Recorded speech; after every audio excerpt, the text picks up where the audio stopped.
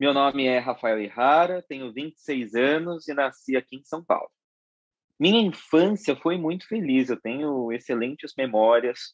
A gente vê tantas histórias, né, de pessoas que infelizmente crescem em famílias que não são muito estruturadas, que não têm muitas condições, até mesmo às vezes para comer, passam necessidades, né? Eu, felizmente, tive muitos privilégios e sou muito consciente disso. Privilégios para me educar, né? O que me levou, inclusive, a conseguir entrar na Universidade de São Paulo, até porque a gente sabe que entrar na universidade pública acaba sendo privilégio de pouquíssimas pessoas por causa dessa educação deficitária que a gente tem nos primeiros graus, né, de escolaridade. Quando a gente fala em tempo na escola, a gente está falando de um período muito extenso, né, em que a gente vive diferentes fases da vida. Rafael, que estava na escola na primeira série, é muito diferente do Rafael que saiu do terceiro ano do ensino médio. E pode parecer uma grande quantidade de tempo, mas a gente muda muito em muito pouco tempo. Rafael, do início do ensino médio, é muito diferente do Rafael que saiu da escola em que eu estudei. Foi a Escola da Vila que eu estudei, e é uma escola com uma formação construtivista, então que sempre que se coloca os alunos para questionar aquilo que está vigente, nunca os professores vão dar fórmulas prontas, os acontecimentos históricos assim de mão beijada para que o aluno decore e coloque na prova. Tudo é muito discutido, os alunos são estimulados a questionar, são estimulados a pensar como nós chegamos ao atual momento, né? E tudo isso foi muito importante na minha formação. Jornalista, desde sempre. Eu sonhava em ser jornalista. Eu lembro que eu tinha 10 anos de idade, eu estava sentado no sofá de casa, e aí, naquela ocasião, a Globo estava completando 40 anos de vida. E aí, naquela semana, eles estavam exibindo vários especiais, mostrando os vários departamentos da emissora. E, se não me engano, foi numa quinta-feira, eles exibiram um especial Globo 40 Jornalismo, em que eles mostravam todos os bastidores da produção de um telejornal e de outros programas do jornalismo da Globo. Hoje, isso é muito natural para as novas gerações, porque as redes sociais permitem, né, que os profissionais que atuam dentro da emissora mostrem os bastidores. Mas lá naquela época, no ano de 2005, rede social praticamente não existia, ou não existia com as ferramentas que estão disponíveis hoje. E aquele especial me fez ficar encantado pelo telejornalismo. Então, eu não só me apaixonei pelo jornalismo, mas por uma plataforma específica dentro do jornalismo, que é a televisão. E eu vi o pessoal correndo, frenético, participando daquele processo de produção todo, e eu me apaixonei por aquilo, e naquele momento decidi que eu queria ser jornalista. Eu fui pela primeira vez lá na ECA antes de entrar na graduação. Eu lembro que eu ficava com o carro parado na frente do prédio do CJE, olhando para aquele prédio, às vezes 10, 11 horas da noite, que era o horário que eu tinha disponível no meio de tantas atividades ao longo do dia, e ficava me imaginando estudando ali, ficava me imaginando frequentando aqueles corredores, passando por aqueles lugares, conversando com as pessoas que estavam ali. E por que isso? Antes de conquistar as coisas, eu acredito muito nessa coisa de você projetar. Eu quero entrar no curso de jornalismo da USP. Então, eu costumava ir lá no prédio, normalmente depois da aula de letras, para olhar o prédio e me imaginar ali. Então, a primeira vez que eu entrei no prédio, a primeira vez que eu entendi que eu estava pisando no departamento da Escola de Comunicações e Artes, a primeira vez que eu entendi que eu pisei ali foi antes de ter sido aprovada nessa prova de transferência. E é a sensação de você estar no melhor curso de jornalismo do país, né?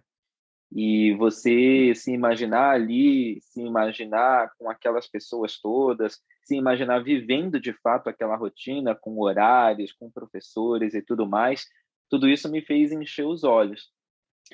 Olha, o Rafael universitário era bem tranquilo, bem na dele, era um aluno regrado, que chegava no horário todos os dias, que dificilmente saía mais cedo, e quando precisava sair mais cedo, avisava o professor antes de começar a aula: ó, eu vou ter que sair mais cedo porque eu tenho um compromisso, porque eu tenho alguma coisa fora da USP.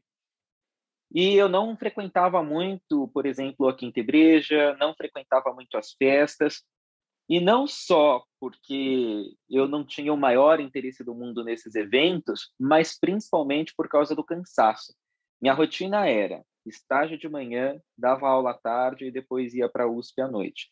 Fazia estágio na revista Exame, da editora Abril, das 8 da manhã até as 2 horas da tarde. Saía da Abril, muitas vezes nem almoçava, ia dar aulas particulares, 2, 3 aulas, e aí emendava já com a USP. Depois ia para a ECA e às vezes chegava um pouquinho mais cedo, aí eu ia comer alguma coisa naquela lanchonete da Fé, ou ia comer alguma coisa lá na Vivência, e depois eu voltava e ficava esperando o começo da aula. Eu acho que esse processo de transformação do Rafael universitário para o Rafael profissional jornalista se deu na própria graduação.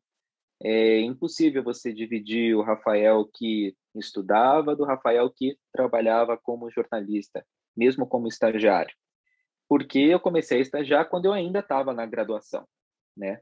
E, querendo ou não, quando você está trabalhando, você é submetido a situações em que você tem que se posicionar, em que você tem que questionar, em que você tem que ser ágil, em que você não pode ter vergonha, você não pode ser tímido, certo? Senão o teu trabalho acaba sendo prejudicado. Então, essa transformação se deu na própria graduação mesmo, e motivada principalmente por essas experiências nessas empresas jornalísticas, na Band, na Editora Abril e depois na TV Globo. Querendo ou não, você vai fazendo seu trabalho ali como estagiário, formiguinha, mas você vai mostrando aos pouquinhos do que você é capaz, as pessoas vão elogiando, você vai conquistando o seu espaço, as pessoas vão te dando atividades porque confiam no teu trabalho, isso vai te dando confiança. Olha, a minha primeira reportagem que foi ao ar foi na zona leste da cidade de São Paulo, um acidente grave. Motoristas de um carro que estavam apostando racha, e aí um dos carros que estava participando dessa corrida acabou batendo numa árvore, depois o carro capotou, e esse carro atropelou 2 pessoas que estavam no canteiro central. Então, foi uma notícia horrível de dar, foi já uma matéria de polícia, e eu lembro que foi uma experiência muito louca me ver na televisão, né? Até hoje, às vezes eu estranho, quando eu gravo uma matéria, ela vai ao ar depois, eu estou em casa assistindo, até hoje isso me provoca estranhamento, porque a gente cresce assistindo televisão, vendo outras pessoas na televisão, e quando a gente se vê ali, a gente acha muito esquisito, muito louco, né? E até hoje isso me provoca estranhamento. Então, foi essa a primeira reportagem que eu fiz, foi ao ar no Hora 1, que é um jornal que começa às 4 horas da manhã, vai até às 6 horas da manhã, exibido para todo o país.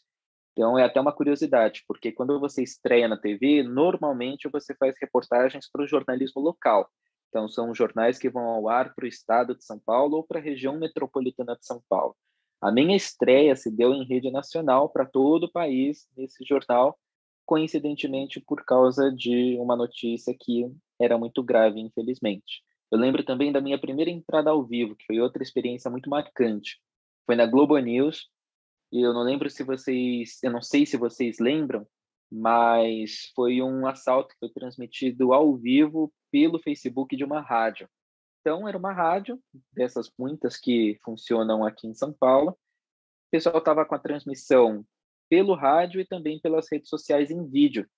E aí um grupo de bandidos entrou no estúdio, começou a pedir os pertences do pessoal, dos convidados, dos apresentadores e tal, e tudo isso foi transmitido ao vivo.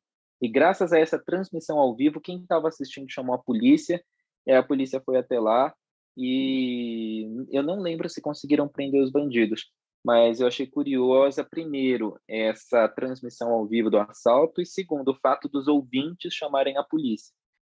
Olha, eu acho que as figuras que mais me marcaram como telespectador são as que mais aparecem. Então, são os apresentadores. O Tralli, o Rodrigo Bocardi, a Mona Lisa Perrone, que na época trabalhava na Globo, o Tramontina, e repórteres que, para mim, têm um texto primoroso, trabalham muito bem, fazem entradas ao vivo espetaculares, com uma naturalidade, uma clareza que me impressionam. Então, Renata Ribeiro, o Alan Severiano, a Bruna Vieira, repórteres que eu respeito muito porque são pessoas incríveis, depois eu pude descobrir, mas que já atraíam a minha atenção quando eu era um telespectador, porque o trabalho deles era e é muito primoroso. E é muito louco você estar ali no meio deles, né? Você está convivendo com pessoas que você sempre admirou, pessoas que te inspiraram, que eu assistia desde que era criança. E o César Galvão é um dos repórteres mais respeitados nessa área, não só dentro da TV Globo, como em todo o estado de São Paulo, em todo o país. E eu lembro dele elogiando uma matéria minha, falando: Nossa, legal que você fez isso, ficou muito legal o jeito como você encaminhou aquela matéria. Eu continuei na rua, continuei trabalhando, mesmo com a pandemia, mesmo nos momentos de pico. Mas é claro que esse trabalho sofreu adaptações. Mas eu não saí da rua em nenhum momento. Eu continuei indo para a rua todos os dias, em todos os momentos da pandemia, agora com 500 mil mortos, no primeiro pico, no segundo pico, em fevereiro, março. Fiz muitas entradas ao vivo, na época eu estava no Globocop, sobrevoando cemitérios, mostrando covas, mostrando enterros coletivos, mostrando as coroas de flores sendo depositadas nos caixões que haviam acabado de ser colocados nas valas, flagrando a tristeza das famílias, o luto, o desespero, a revolta. E, inevitavelmente, isso mexe com a gente. A gente não consegue dissociar a vida profissional da vida pessoal. A gente traz essa carga para dentro de casa, a gente acaba gastando muita energia para falar sobre esses assuntos. Porque você, como jornalista, precisa ter postura diante do vídeo. E para encontrar esse meio termo é muito difícil, é muito complicado, e a gente gasta uma energia enorme, porque se naturalmente, numa entrada ao vivo qualquer, a gente já toma um cuidado enorme para usar as palavras corretas, numa situação como essa, de uma família que acaba de ser despedaçada porque um ente querido foi levado por uma doença contra a qual já há vacina, é muito difícil mesmo. A gente já está há quase um ano e meio falando sobre esse mesmo assunto. Como informar a população, como salvar vidas diante, enfim, de tantas posturas irresponsáveis de tantos governantes, a começar pelo presidente da República, como nós devemos cumprir o nosso dever profissional de informar. Nesse momento, mais que nunca, informação de qualidade significa salvar vidas. Eu vou citar um momento para falar sobre o que mais me marcou ao longo dessa minha trajetória profissional, que é curta, mas foi muito intensa até aqui. Foi quando eu percebi que eu estava com o microfone da Globo na mão, diante de uma câmera para entrar ao vivo.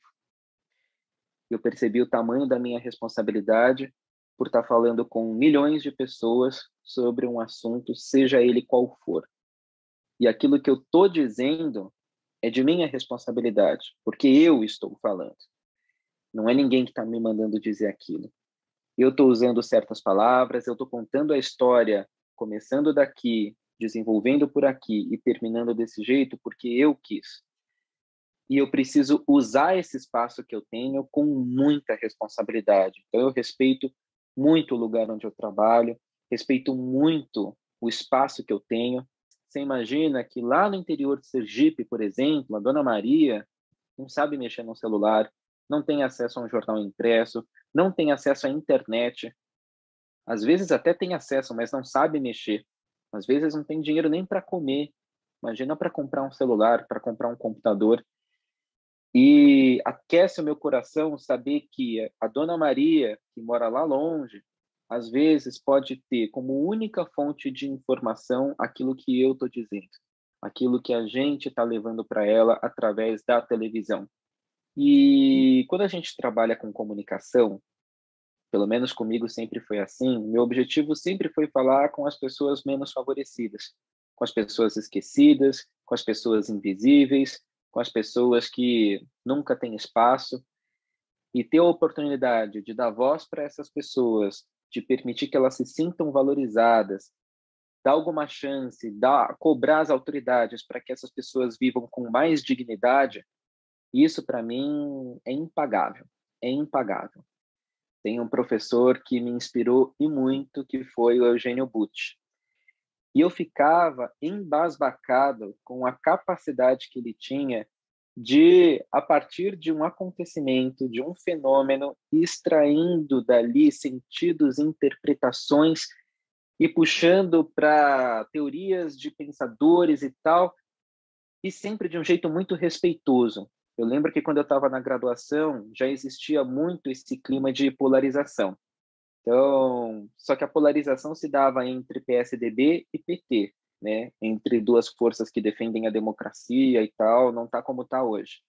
Então, depois ele foi meu orientador de TCC, me acompanhou de perto, e eu lembro que depois que eu apresentei, e aí a gente preenche o papel lá com as notas, não sei o quê, ele escreveu no papel que meu trabalho tinha um texto que se destaca pela qualidade e pela elegância no andamento. E quando eu li aquilo, eu falei, nossa, esse cara que eu admiro tanto, falando isso sobre o meu trabalho, foi mais um momento muito marcante, né, em que você pensa, nossa, talvez eu de fato tenha talento para seguir por essa área, talvez eu de fato seja um profissional da comunicação, talvez eu deva seguir mesmo por esse caminho. A lição que eu gostaria de deixar para quem estudou ou estuda na Escola de Comunicações e Artes da USP é a seguinte: a gente tem que ter noção do espaço que a gente está ocupando. A gente tem que ter noção que, ao ocupar esse espaço, a gente está deixando outras pessoas de fora. Claro que foi difícil, foi complicado você conquistar esse espaço, você conquistar sua vaga numa graduação, numa pós-graduação, no mestrado, no doutorado. É suado, é difícil. E ao conquistar esse espaço, você tem uma responsabilidade, porque é o dinheiro público que está sendo investido na sua formação.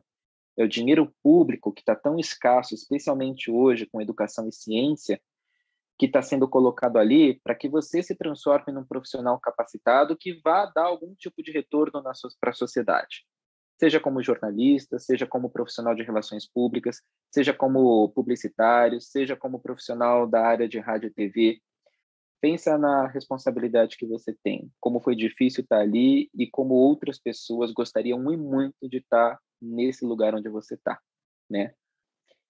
Eu quero que as pessoas lembrem de mim no futuro como uma pessoa que soube servir, e bem, com qualidade.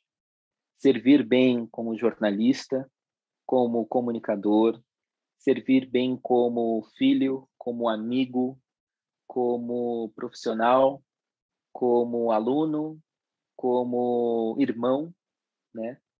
A gente está na vida para viver, a gente está na vida para dar o nosso melhor. E já que a gente tem que viver, que a gente viva com intensidade, né? E eu procuro viver minha vida dessa forma, com intensidade. Se for para viver do jeito que der, acho que não tem tanta graça, estou perdendo tempo.